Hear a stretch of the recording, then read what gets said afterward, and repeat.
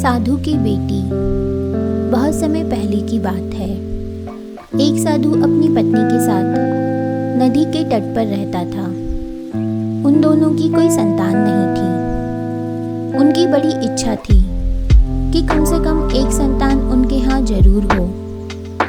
एक दिन साधु जब तपस्या में लीन था, तभी एक चील ने अपने पंजों में फंसी एक चुईया उसके ऊपर गिरा दी।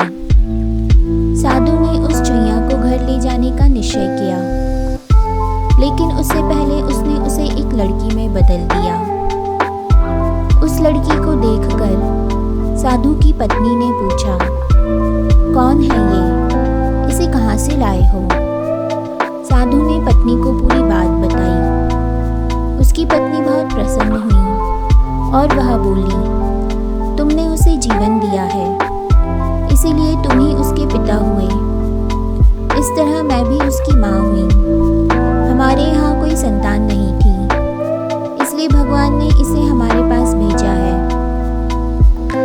जल्द ही वह बच्ची एक सुंदर युवती बन गई। जब वह 16 साल की हुई तो साधु और उसकी पत्नी ने उसका विवाह करने का निश्चय किया। साधु ने सूर्य देवता का आह्वान किया। जब सूर्य देवता उनके सामने आए तो साधु ने उनसे उनकी बेटी से विवाह करने का अनुरोध किया।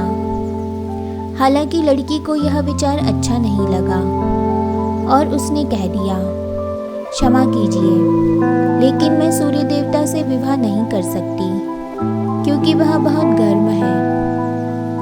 निराश साधु ने सूर्य देवता से कहा कि अब वे ही उसकी लड़की के लिए कोई सुयोग्य वर सुझाए। सूर्य देवता ने कहा, बादलों के देवता से आपकी लड़की की जोड़ी सही बैठेगी, क्योंकि वे ही धूप की गर्मी से उसकी रक्षा कर सकते हैं। साधु ने अब बादल देवता से उसकी लड़की से विवाह करने का अनुरोध किया।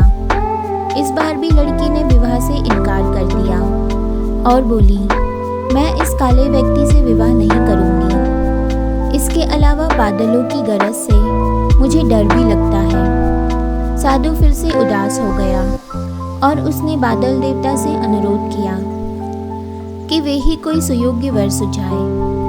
बादल देवता ने कहा, पवन देवता के साथ इसकी जोड़ी अच्छी रहेगी, क्योंकि वे आसानी से मुझे उड़ा सकते हैं। साधु ने अब पवन देवता से विवाह का अनुरोध किया।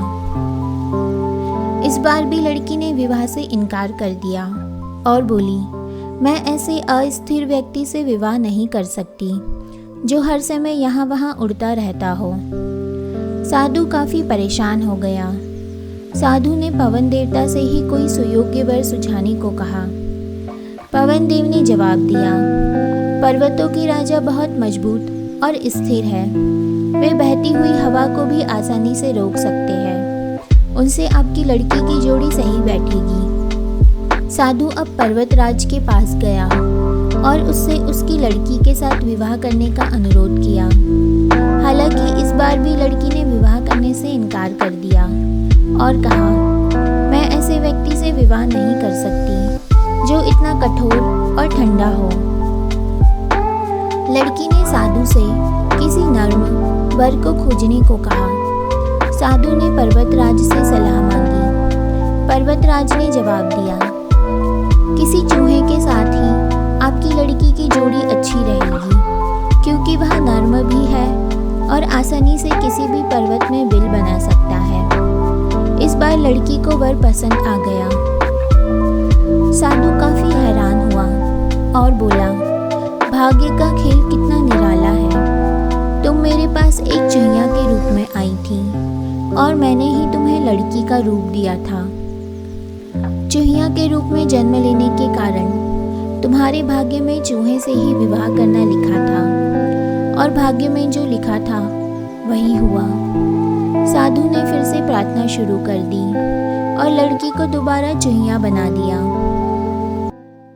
अगर आपको यह कहानी अच्छी लगी हो तो प्लीज़ लाइक कीजिए, सब्सक्राइब कीजिए एंड शेयर कीजिए।